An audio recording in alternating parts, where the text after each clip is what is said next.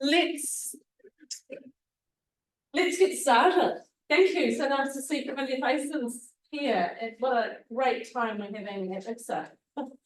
So this is my husband down on the front row. So if I'm smiling at him, you know, it's all for the positive love and vibes. I'm Gregory. I'm from New Zealand, and I run the Glory of Our Leavers Support Trust. But we're from the other side of the world, and we're here to learn about best practices in post-cult recovery. But we have noticed with the work we've been doing that we're getting a little bit of attention for it, and we didn't really recognise that there aren't a lot of support groups, practical support groups for a particular cult that have been set up anywhere around the world. And we were featured quite heavily in Sarah Steele's book, Do As I Say. She runs a cult podcast, Let's Talk About Sex. And it was there that it really dawned on me that we were quite unique, quite unusual, and quite successful. And so we started realising it would be really nice if we could encourage other groups and countries to replicate what was an organic movement that we have now made more formal and structured. So I need you to know I'm not a survivor of a culture group, but I want to share an extraordinary journey that we've been on the last 10 years in relation to Glory Vale, and how we managed to take 6 million other New Zealanders along with us. And it's been just quite a remarkable story. The conversations are right up there. Say the word Glory Vale, everybody in New Zealand knows what you mean, what you're talking about, the challenges, and that's where we needed the conversation to go. And so why don't I show you a trailer of the Warner Brothers documentary series that just got created on Glory Vale, and it hit the screens just in March this year. The film crew on the ground for a year, and they said to me, Liz, we would love to capture someone coming out of Glory Vale. And I said, you're dreaming. This is the tightest cult group, you know, that you can find. Nobody's going to let you capture them on their leaving day. You're joking. But that's okay. We built relationships with people inside Glory Vale. One of the guys said, count me in, I'll do secret recordings prior to leaving, and once I've left, I'll give you a call. And the film crew were there the next day after he left, and we drove over the hill and joined. And so the documentary series tracks this person's exit from Glory Vale and the work we're doing, and also the ways in which our trust has come together. So it's quite a fantastic 3-part doco. So let's watch the 2-minute trailer. I have to do something creative here and open up another Chrome. Just Chrome. there's one. Yeah. Chrome. I say. Full screen. Yeah. Here it is. My perception of the outside world was that it was a very dangerous, destitute, evil place. In Glory Vale, it's protected.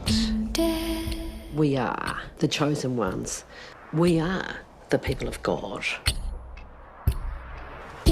We were told, this is what we're protecting you from. We're taking you out of this evil, wicked world. Cross this bridge and you've lost your soul. And that's the psychological prison. 1, 2, everybody smiling. You don't join a cult. You get recruited. You have to see the New Zealand West Coast to believe it. Dense bush, steep mountains. No one for bloody miles. Like this. This would be one of the worst ages for sin. The women are there to serve the men, work, have babies. Looking back, knowing what I know, yes, we were slaves. If you control the wife, you control the husband. If you control both of them, then you've got the whole family. The physical abuse, the psychological, sexual, the emotional, the spiritual abuse. I don't want those sort of things happening to my kids. She's not safe here.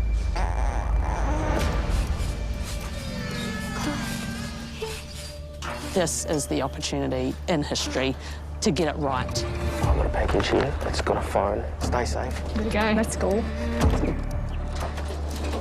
You've got to go down fighting.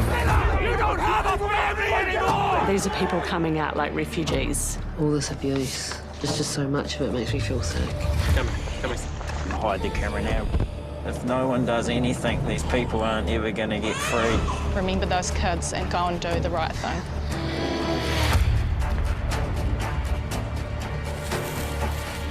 To actually escape physically just feels impossible. But to escape psychologically, it actually is impossible. Ooh, exciting. What was that? Oh, right, you can watch that. Graham, how do we answer that question? Because Just it's, don't let that autoplay the next video, darling. Just which one was? The tight-knit, secretive community of Gloria Vale has... Yeah, that's- There we go. Okay, back to Zoom. back to PowerPoint? Zoom. Zoom. Is that my Zoom? Or just minimize Chrome. Oh, goodness. Is this where we were? Yeah. Okay. There is something called Start from Current Slide, but it's all in It's presentación. presentation. Oh, there we go. We're in another language. And that one? From Oh, the second. this one. Yeah. Start. Thank you very much. We have people who speak the right language here. So you can see there, this is a classic cult cloaked in religion. You know, I'm a person of Christian faith and this offends me deeply. And that's something that actually has helped drive us. So I will tell you how we got involved. But look, what you can see there is just an isolated religious cultic group. We're talking about a group that is self-sufficient, lives on site. Yeah, look how many children. Because their average birth rate is 10 children. It's the highest in the world. There are 550 people there currently. We took this photo 10 years ago, there were 600 people. That makes you think that only 50 have left. But actually 270 have left. But they've bred up another 220 since then. So there are 220 kids, or 300 kids under 18 currently in this group. It's multi-generational. It's been going 50 years. And we blame an Australian hopeful Christian who was Neville Cooper. They used to call him Nev the Dev. He renamed himself and he remained in leadership till he died at 95. Very typical, sort of feels like an Anabaptist Mennonite kind of like type group, as you can probably see by the clothing. And it didn't start like that because they don't, do they? They start with the promise of something good and interesting. And guess what percentage of Gloria Vale in 2000 of the original members were immigrants? 50%. These were people who came out in year 19, 20, 21, utopian from all sorts of parts of the world, coming to New Zealand on a trip, disconnected from family. It's the 60s, it's the 70s. And they meet this guy in the square who promises, you know, family, community and eternal life. And he trapped them bit by bit by bit, a very, very classic cult trapping situation.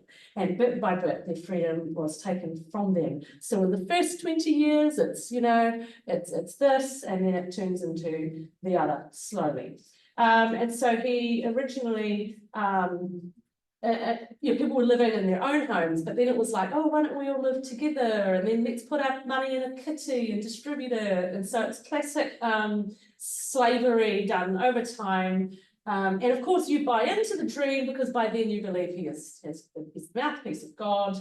And so he does get done for sexual offending. He's just helping people in their marriages, you know. So, you know, never admitted it. He got 6 years, but he went away from 1. They let him out. Guess where he went back? To the community. And they moved over to the West Coast. So isolated. They were originally near Christchurch. It was too public for them. They went over here where nobody could see them. And guess what the New Zealand government and agencies did? Forgot about them. Forgot about them for 20 years. And so you can imagine what happened in the intervening 20 years. And so here they are, a self-sufficient group, a lot of industry and business, formed around dairy farming. Look, they even had an airplane service. They started a honey plant. They had deer hunting ventures.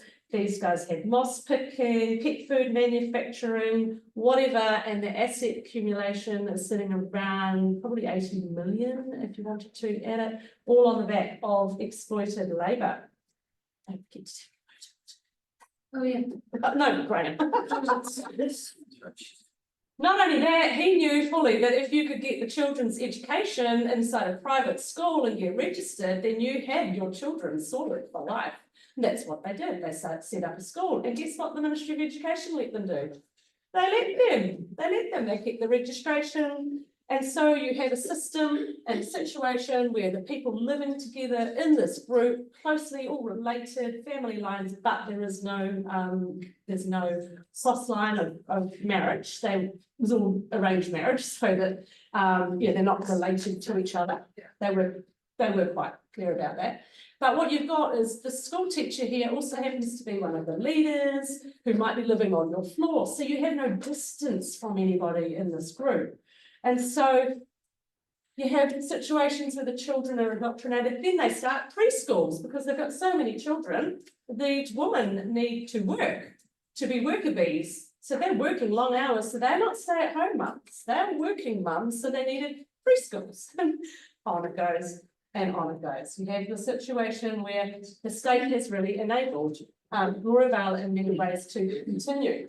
The women are working mainly in domestic areas and laundry, food production. Pre-COVID, everyone was eating all their meals together. However, that has, COVID put a stop to that. Well, actually, it didn't. They just flouted COVID, didn't they? But guess what we did? We had people in there telling us, oh, the school's still running. We're like, oh, thanks, send me a picture. Got a picture of all the kids and daycare and all the push chairs lined up outside the preschool, sent them off to the Ministry of Education, contacted the newspaper, sort of made it a bit public, had half the country going, oh, leave them alone, they're, what does it matter, they're isolated enough, they're not going to get COVID. And we just decided it was an opportunity. And so we just caused a little bit of distress. You know what it did? We did it for one reason. If we were allowed to not go to work for 6 weeks, they could jolly well not go to work for 6 weeks and have some time with their kids. That was our motivation. Really? And that's what happened. People started having meals together. Guess what happens when you start talking and interacting with your children? Kind of start to like this family thing. And now, since then, they've never gone back to having communal evening dinners together. People said, oh, I quite like this. Now, the leader died 6 years ago, and the new lot of leaders have had to make an allowance or two, but they realised they were losing their people and they needed to perhaps listen to them. So they're all living together in these rooms. A family with up to 7 children will live in a room 5 by 5 metres. And it's good for you to watch your parents involved in sexual activity because, we don't want to be prudish Christians. And so you've got over-sexualisation of children. The idea is that you watch and you perhaps partially participate in some unusual ways. But it's all under the guise of helping you to have a good, healthy Christian marriage. They're wearing these clothes. You're allowed to wear, even if you're swimming, because of course, even though there are only girls in the pool, we wouldn't want to show our elbows, would we? Because literally, leaders in that group, oh, you might tempt someone. What, with your elbow? With your elbow or your ankle. Yes, but you can choose a pink dress on your wedding day.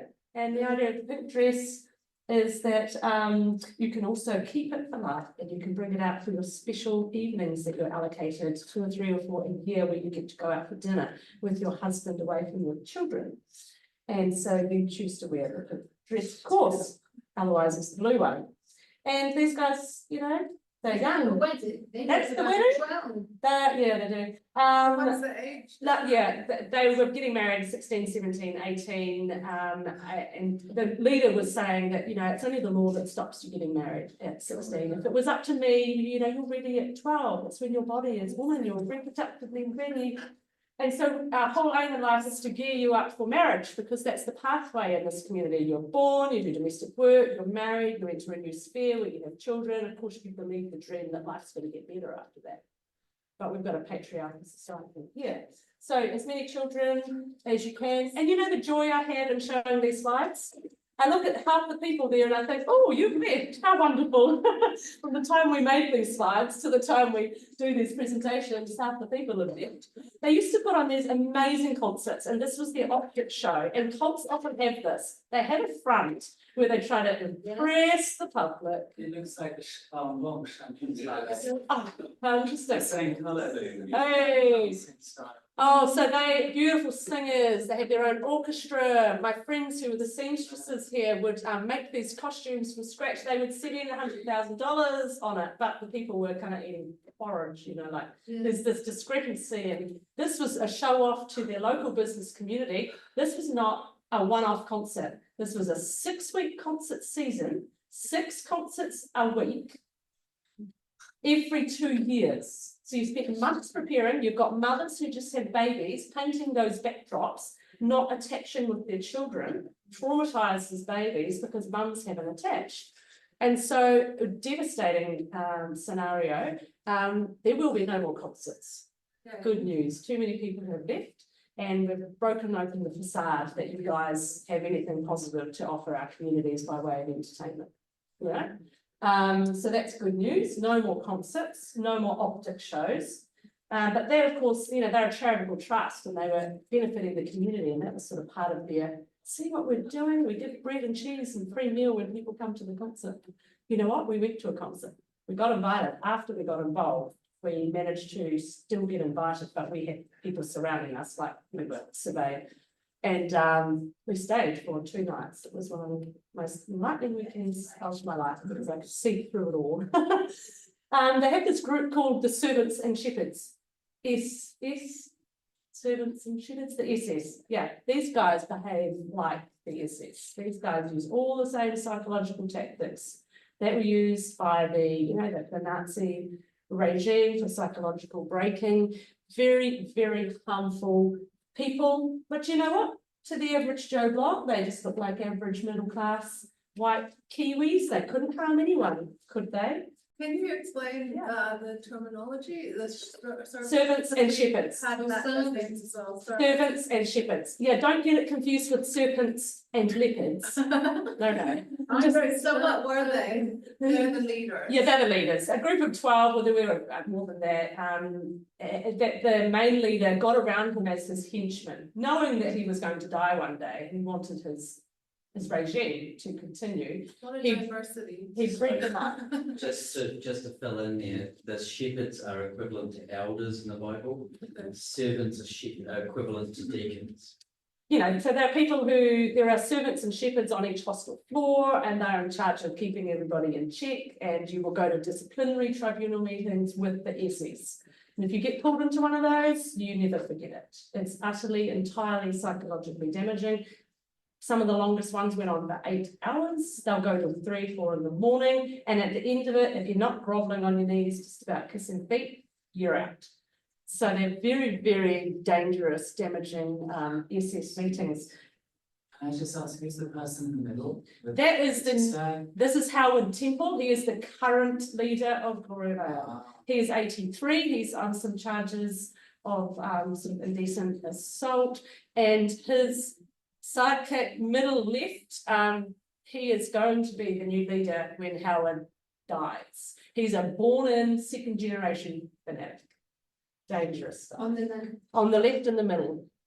Yeah, and so you've got this difficulty where they are so isolated and so removed from reality that they have a great arrogance about them. What's incredible, don't these groups always have either an official or an unofficial charter or a vow? And everyone in this group, when you're around 18, in order to get married, to fulfill your life's greatest dream that's been drummed into you, you make a commitment vow, which is a bit of a ceremony around it, and everyone it's talked about, and but read the bottom line, you know, basically, I make all these vows and declarations voluntarily from my heart, like you do in a cult. Before this church today, regardless of whether I abound or am abased or live in peace, persecution or affliction, they bind me for the rest of my life, not only legally and morally before men, but also spiritually before God in heaven, so that if I ever break any of them, I do so to the peril of my soul. And, you know, there've been some court cases, and people in Glory Vale were testifying and, you know, promoting Glory Vale, and they actually believe that their vow is legal and that they need to keep it. Like, they think it's a legal document. It's a piece of rubbish. It needs to be screwed up and popped in the bin. But this binds people big time around their necks.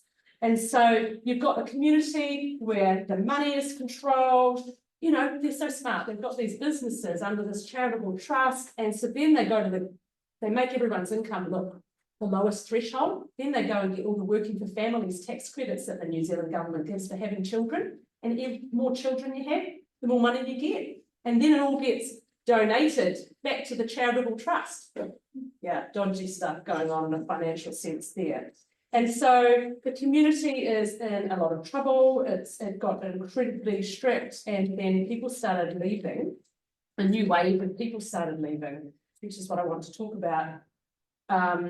Because it's that wave of people leaving that has led to our organisation setting up and then realising, gosh, we need more input from whole experts ourselves, and perhaps we can encourage other people that there is hope for those. So a lot of concerns about the people in Gloriavale and a lot of concerns about those leaving. And so we get involved, we're not born in, but this couple here, Rosanna and Elijah, are the first second generation married couple to ever leave Gloriavale 10 years ago. We've had lots of teenagers flee over the years and disappear, but these guys leave, they come out, and within 6 weeks they're in our region. We're 5 hours away from the Gulf. They're on the other side of the island. They come out, and through some recommendations, they just end up at our local church, and she looked utterly miserable, and you could see this is someone who'd come out into a world totally unprepared for life outside. And so our whole church got involved, and next thing there's this big, and then they're rescuing family members. There's like an infiltrated network. It ends up that you've got families with 14 kids launching out, and they need somewhere to go. So my husband and I offered to open up a home, and we had 6 lots come through. Some had 10 kids, some had 13 kids, and they were pregnant. And opened up the home, and they're living with you for 5 or 6 weeks until we can find them houses, jobs, accommodation, vehicles, set up bank accounts, get identification, just everything from scratch. Like, these guys are refugees that got on an airplane with barely a backpack and arrived on our door and didn't speak the language. That's the vastness of the difference between their world and our world. But what they knew is other people did it and they survived. And what they knew is they did it to that Timaru place where we live, and they say it's okay, so we'll go there too. and somehow we've managed to build trust, and we've had, I don't know, dozen maybe different Gloriavale families come into the region. I think there were 150 settled there at one point. They might come for a year or two, they might come into our church wider network, and then they find their feet and they fly away. They're going to move. We're ready to launch to another town or another church or another great or nowhere. Great. Friendship is established. It's unconditional love and support, whether they continue on a faith journey or don't continue. That's of no consequence to whether we will assist or help. Our desire is that they are free from the clutches of false religion, of lies, of hypocrisy, of abuse. It's not okay to leave people in there. And so we realised our work needed to be get more people out as fast as you can and support the ones that are landing on the doorstep. And these are magnificent people. They have a sense of humour. Like, humour kept them alive. And it was something they developed as like a way to keep alive. And so we love this people. Our house is like a train station. There are people coming and going like all the time. One of the families doesn't have enough space on their property for a veggie garden. So they asked if they could have our veggie garden because they noticed the last 2 years we've been too busy to have a veggie garden. And so we just notice sometimes that there's some people at our veggie garden. They'll just drive in and potter away and go out and say hi. But they what's yours is ours, you can have our veggie garden. And these people are incredible. So we end up having them. They just our local community, wide community, first wider other church community, and then general New Zealand, Timaru public, 30,000 in our town, have embraced people from Gloriavale. It is so heartwarming. That's a family arriving. They've just come.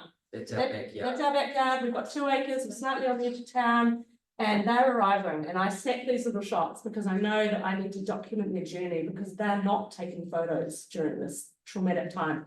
I've become the unofficial photographer. And a year ago, one of the families who left 10 years ago said, can I have all your photos of our son? He's 21. We want to have a party. Sure thing, I've got photos of your family. They all laugh that I'm the photographer, because I know that this is part of their journey, and to document that is something quite powerful in that. Here are some of our families that have come out and launched out. And then food, people just start pouring in food, people turn up with meals, and then clothing, and we've got to turn away clothing and furniture. And so our shipping containers got taken over for furniture, and then we're like, this is crazy, we need to get more organised. This is all very organic. This is from just people who have big hearts and want to help. And there's heaps of people out there that want to help. Here they are in our lounge. Look, 14, 12 kids. We had to get another table in, put some plastic under the table. We, quite a few come to our church, and then like we have a morning service, then we have a 4:30 service in the afternoon. Quite a lot of the leaders are involved in the dairy and farming. So they're actually living on the outskirts of town. They don't really like coming to the city. So if they're coming in for morning church and they want to stay for afternoon church, they need to go somewhere. So our house has become this like place. So we're on a Sunday afternoon, we could have 60, 70, 80 people. And it's a mix of Gloria Vale leaders and other people who've come to the service. It's very casual. Any new visitors who turn up, we're like, oh, you want to come for lunch? It's a bit crazy. Crazy it is. There's food. We don't have a big house. We're a 3-bedroom small house with a small lounge. We have a deck, 100 square meters, we built that. And you can't tell of these people who have left Glorabelle. We teach them how to play games. The young ones just gather around, they just love. We have fun. This is just a casual, I get my camera out every Sunday. Snap, snap, look what's happening. There's always a conversation pit. There you go, our minister's sitting there in the corner. These people have just gathered around. They want to ask questions about what their belief system, untangle things. So this is one of the men who's left with 12 kids on the left. He's in there. We're playing games, we're having coffee, and we're modelling what healthy communities look like. And I think there's power in that. You can ask the question, anything, you're not going to get booted out. And so we feel incredibly privileged to have created a friendship with them. And the trust that we created came out of that very organic grassroots movement. And I don't know how, I think that's the only way it could have worked with these people. These guys are like really allergic to control, you know? And so from that, we now, we created the trust, and we registered that only probably 4 or 5 years ago. And so the purposes of our trust are to generally support people and their immediate families who have left, and we added this in later, or who are contemplating leaving the Glorabelle Christian community by providing them with support in practical, financial, legal, spiritual, emotional, and educational matters to enable them to become independent and integrate into local communities. It was really important for us to add who are contemplating leaving, because it became obvious to us that there is no Glorabelle likes to put up in cults. Us versus them, but it's not true. There's a continuum. There's the physicality of being at that address and out of that address. Then there's the mental in the group, out of group, a continuum, and it's extremely complex. And we've been working really hard, and leavers do, to maintain relationships secretly with people inside the group, to give them confidence that when their time comes to leave, there are people out who will help them. And so we added that in so we could get some more funding, and we could use our resources to help people in. So what do we spend that money on? Well, cell phones, books that we smuggle in, the travel that we do, hours over the coast and back for pickup missions, dropping off food to people in their separate missions with warm clothing, because a lot of them don't have adequate clothing, just meeting needs of people who still live in there. So part of the role is to support people while they're still in there and they don't have the courage to go yet. And that can be for many, many years that it takes for people to leave. And so there's a real smuggling network. Glorabelle hasn't had good cell phone access. It's very, very remote. And so smuggling phones was problematic, but we could at least put like podcasts or quite a lot of people in there wanted sermons, like biblical sermons. So we knew which topics they needed their minds adjusted on, and so they would go on like phones or iPods. But the phones, we have been working with police and other agencies, child protection, and about 3 years ago, I said, get a cell phone tower at Gloryvale. It's not safe. You know, it's not safe. You're working with hundreds, perpetrators and dozens, hundreds of victims. Like, don't you have any clout in this country to extend cell phone service? I mean, we went to the telco companies as well and tried things. And, guess what got turned on last week? A cell phone tower. And I'm like, no, I want to see. First thing I want to do, we go home to talk to all the telco companies to ask for donations of phones with a full year of credit, and we are flooding the place with phones. Because if you can have a connection to someone who's still in a group, you've got to mine it every opportunity you get, because you're someone's lifeline. Because this is life and death stuff. But this is death. This is, I leave the group, I will die from cancer, a car crash, a thunderbolt lightning strike, Rob will hit me down and I'm off to hell, it's death. If I stay here, I will die, because the suicidal ideation is high, the mental health difficulties are extreme, and so this is life and death. So every little bit of lifeline, we just go for everything. I don't know where we get our ideas from, but Some of the medical care as well, like. extremely poor medical care. They have their own trained midwives. And so that's problematic, because their loyalty really is first to the group and the group's indoctrination. And so you will go to hospital if you're on death's door, because they don't want to lose a worker. But you don't get there. I mean, one of the leaders sat in a wheelchair. She had a broken back. And she had to work and work for a year. And every week she asked her mum to go to the doctor, and they wouldn't let her. And she needed to have help, and they were not having it. And she's got so bad she was in a wheelchair, then they let her go. So how about when babies die? I heard of a lot of these communities are just like bury them out back or something. It's been miraculous. There haven't been many, there have been some late term deaths. But everything does get registered properly. It does. It hasn't. So they've all got birth certificates. Incredible. It's In the New Zealand community, anyway. Yeah, yes, there is. Yeah, there is an outpost in India that's under scrutiny currently for trafficking. The woman went over there to marry Indian men to make a Gloryvale community. Guess what they wear? Blue dresses in India and eat Kiwi food.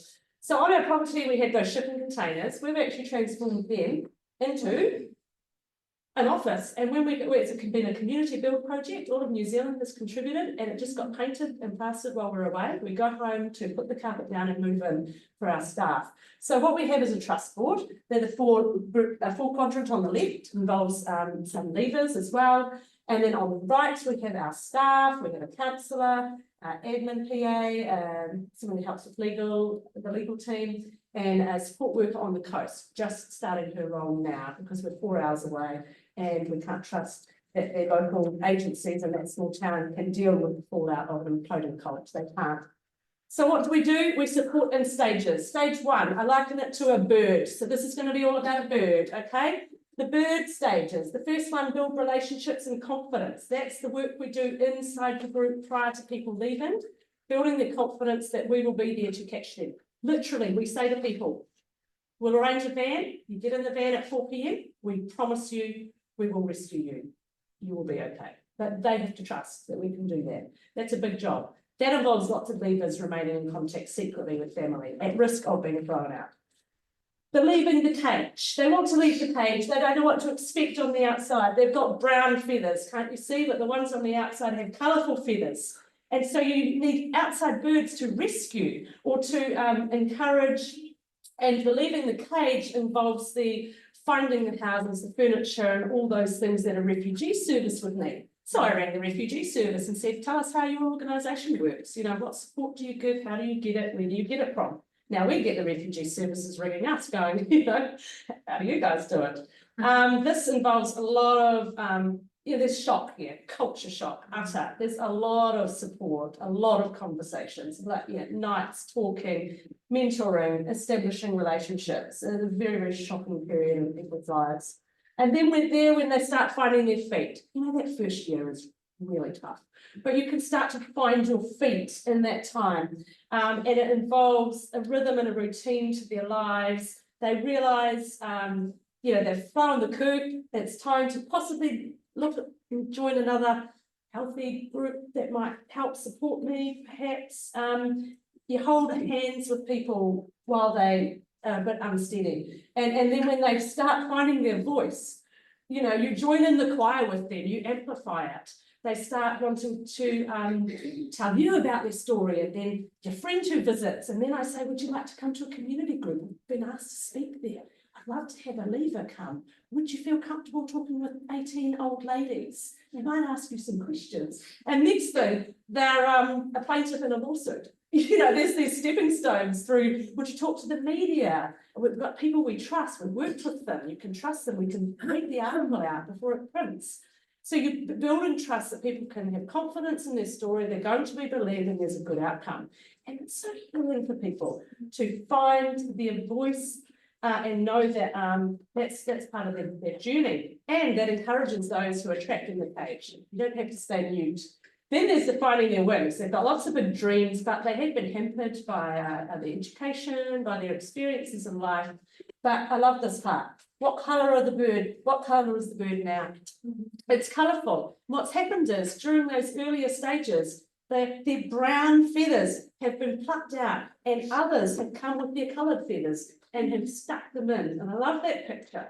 And then when they fly, they hit a wall sometimes, but guess what? We make sure there's people there to pick them up, and boy, they do hit walls. It gets traumatic. It's mental health breakdowns. It's being put into psych care. It's everything. It's addiction. It's, you know, it's everything that you all know about. And we're still friends with these birds, and they come fly with our flock. And some of them, yeah, they come, they go. It's a very relaxed atmosphere, and we have a large majority of those who have been connected in with our sphere. And yeah, we have a little bit of backlash, and it's little, and I listen, I hear them, I understand their concerns, but I believe that, you know, we are saving lives, and yeah, so the way we operate is a very relaxed, reasonably informal, collaborative fashion because they're allergic to control. And we offer hope, we offer safe relationships, we offer understanding. We actually make pretty good use of technology and social media. We have a Facebook page, we have a private one for the leavers where we post updates and things that are happening. That hasn't turned into a peer support Facebook page. The bulk of those, they still connect with each other. They're brothers and sisters. There is a large intermarriage connection. And so we actually find still quite a lot of high levels of collaboration between each group, even though your brother may have done something against me or your father. They're incredibly generous people, actually, which I find remarkable. And so we've got a website which is growing. We're about to launch the resource recovery side of our website. We've done well with the legal side, and that's what I want to talk about now.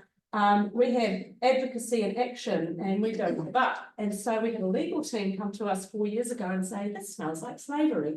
Yes, it does, doesn't it? They said, we're willing to work for free. And I know that's been a game changer. And I don't know how to get every culprit free lawyers, but I didn't know how to get free lawyers. I tried. I spent 3 months on the phone trying to find lawyers who might help. And I just left it. I said, oh, well, believe us. I said, oh, well, it's up to you. And within 2 months, I had these lawyers knock on my door and say, this has been on my heart for a year or two. We've been talking about this problem in backroom legal circles in Auckland, and we think we've got a solution. Do you think you've got a leaver who might like to be a plaintiff in a case? And it's gone from there. We've had civil cases, we've got employment cases, just sued the government, beginning the suing process of the government this week for negligence because they knew about labour violations and didn't follow it. So that'll be fun.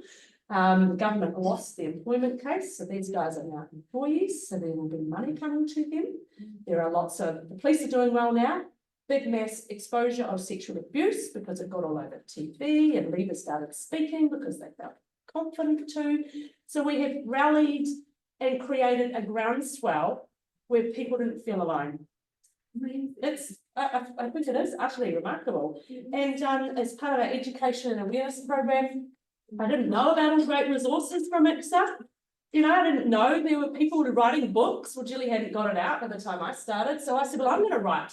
So I've written a healthy transitions manual, looking at understanding abuse, cultural awareness. Each sheet is just it's just a double-sided A4 page on one topic. It had to be bite-sized. Our leaders aren't big readers. And so I needed resources, and I went for the face it, trace it, replace it, erase it concepts. There's a bit of psychoeducation in there. The idea was that someone could run a support group, or a counsellor could run through each particular idea and work through with someone. We just use it really informally. We haven't actually got a regular group going. It's something we're considering, but at least I can send a PDF off to someone when I know they're having a panic attack. Here's some things you might like to try. You know, there are answers to these things. And so we've got Gloria Vale facing death by 1,000 cuts. The government's investigating left, right and centre, but we're on the government's tail because they haven't done well enough. And there it is, the win. It just feels amazing to be acknowledged. These women were really in servitude, and the next case, the police are going to, hopefully, they're investigating for slavery, forced labour and servitude. This is massive for our country. And in case they don't do their job properly, the lawyers are going to do, you know, preparing their own suit over slavery. You can't rely on your governments, and you can't rely on royal commissions, and you can't rely on one thing. You have to go all out on every angle. And we're really fortunate that somehow we've grown in credibility, and we won a business award for the local business awards. I mean, it's crazy. You know, we're not in this, we're not in this for like we're literally just, you know, we're giving of our hearts and service. But if you can make enough noise, you can have success. So then we decided it wasn't enough to just deal with Gloria Vale. There's other cults in this country. So Kaz and Carolyn, who's here, Lindy and I started a podcast last year. And 6 weeks ago, we just won New Zealand Broadcasting Podcast Radio Award for the Best Community Access Program. Same. Surprise to us. But I think if you can get out there, involve your leaders, and really make them feel part of this bigger movement. They feel supported. So there are some pros in being a registered charitable trust. We got grant funding, so we can pay staff. So I'm paid 4 days a week. We've got staff on 3.5, and 2 days a week.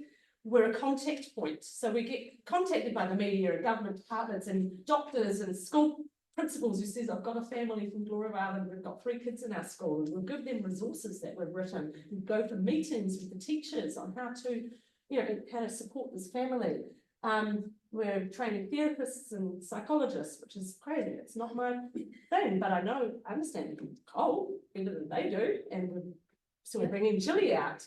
We're a centralised information gathering point. Everything for the last 6 years, or even handwritten, I have put into a diary.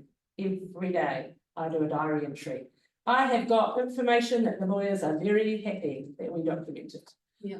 Every conversation with people, every little snippet I hear from inside that group has come in very handy during the 10-week trial that we just had. Credibility increase, obviously, a platform for leaders, giving them a platform to share their stories. We've been able to develop resources. We've shared the burden. This is a burdensome task. Yes. This is burdensome work, but we're shouldering it. And I feel like I've been given a incredible resiliency. You know, we're fortunate to have a very stable upbringing with supportive family, friends, always healthy church families. There's something perhaps in there that gives me the drive to just keep going on and bouncing around like I do. Some comments of, you know, formulating it. You're opening yourself up to criticism. You're the target from the group, you know, and criticism from leaders too, if you don't meet their demands. But you know what? I don't find them demanding. These are people who are just really grateful that anybody helped them. I feel like we're not doing well enough. I've got 1,000 ideas I want to implement. We could be so much better. I feel like I know what we need to do. But when I asked them, they're like, oh, we're just so grateful for them. We weren't expecting them. It could be seen that we're trying to force a narrative. You know, there are potential litigation risks, but we're never the party in the proceedings. It's the leaders, not us, not our trust. Yeah, and the expectation of equality and service delivery. When you've been part of a communist group where there's this equality concept hammered at you, you know, there is a little bit of, well, you gave that person a car, but you didn't give that person. We're like, we give cars away to people when we get given cars. Yeah. You know, we get rung up all the time. We've got a van, we've got a this. Do you know anyone who needs it? pot luck of the draw who's leaving tomorrow, who needs a car. So there is no equality. We meet people's individual needs. And I think in summary, are we a blueprint for success? I think within the group that we're working with, it has been enormous success. There are people's lives saved constantly, the group is falling apart, we're able to assist with that. A catalysing force, we're collaborators, we're passionate, we're committed, these are an effective teamwork. At the end of the day, this cannot be a one-man band. Cult recovery, cult support, it is find your people, find a team, and we have managed to do that. So that's where we are with the Glory Vale Support Trust.